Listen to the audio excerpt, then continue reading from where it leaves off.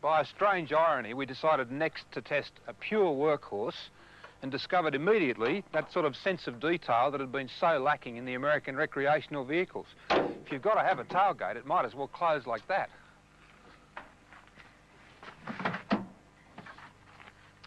One quick look at the Toyota Hilux 4-wheel drive utility and you can see immediately that there's a great deal more thought gone into that sort of detail. And I guess that'll influence the comfort, but we'll talk about that in a moment. Right now, let's think about the 4-wheel drive transmission.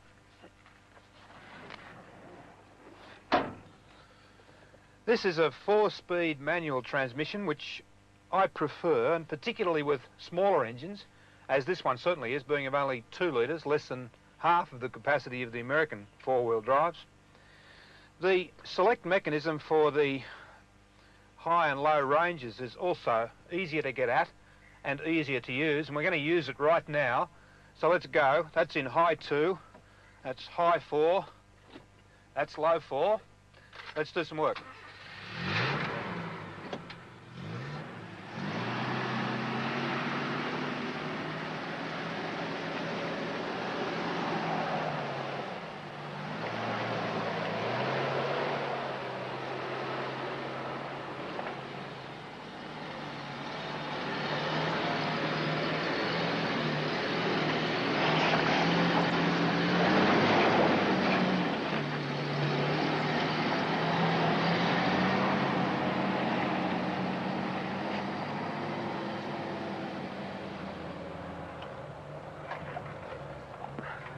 There's not really a lot of tricks in driving 4-wheel drive vehicles over very rough country.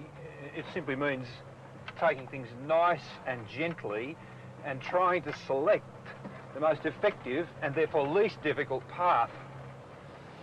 If you don't do that, you might finish up being stuck in a very embarrassing situation and not able to get out of it again. It is important to have already pre-selected the right range of gears. And by that I simply mean that if you're not in 4-wheel drive, and perhaps even 4-wheel drive low range when you need to be, you might finish up being stuck. That's embarrassing and awkward. The Toyota climbs hills like that one very well. It's got a stupidly located horn button, which I consistently keep hitting, particularly when I'm working hard. But there is a very high degree of roughness and discomfort from the suspension, which I suspect has something to do with suspension travel, and I'll confirm that a little later on. After all, this country is pretty rough and it couldn't be expected to be much less than heavy going. The steering's pretty good, and certainly there is a very high degree of comfort in the cabin, which is important again in conditions like these. In a minute we'll get out of this and onto something just a little more reasonable.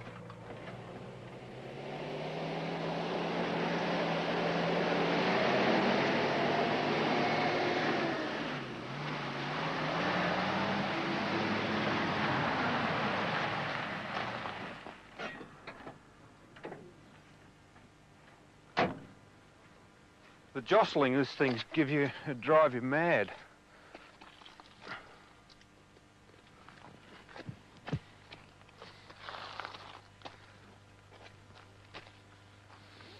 Well, that has to be the reason. There's very stiff springing, obviously, and very short suspension travel. That is, the springs aren't allowed to travel very far before they hit the bump stop rubbers, and then there's no suspension at all, at which point, of course, it kicks the vehicle, which it's doing all the time on these rough roads. It also has very skinny little shock absorbers, not off-road shock absorbers at all. That's something they could certainly improve. And if they do, it will probably be a very good off-road vehicle, but it's not yet.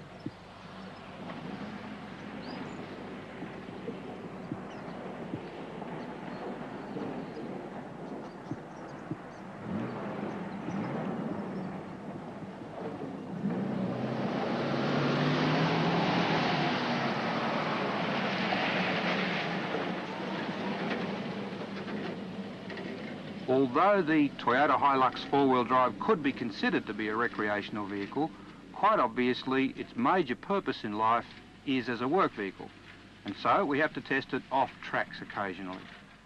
In this case, that means private property, paddock, the sort of place it might be expected to do its most work. Pretty steep, pretty rough.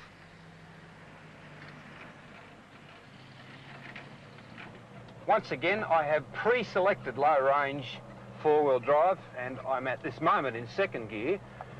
It might not have needed low range, but the point is that it's better to have it and not want it than want it and not have it, and once again get stuck halfway.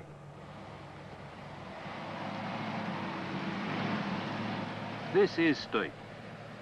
No problem, even in second gear. Very light throttle pressure, and just let the vehicle walk up. It handles these sorts of situations easily.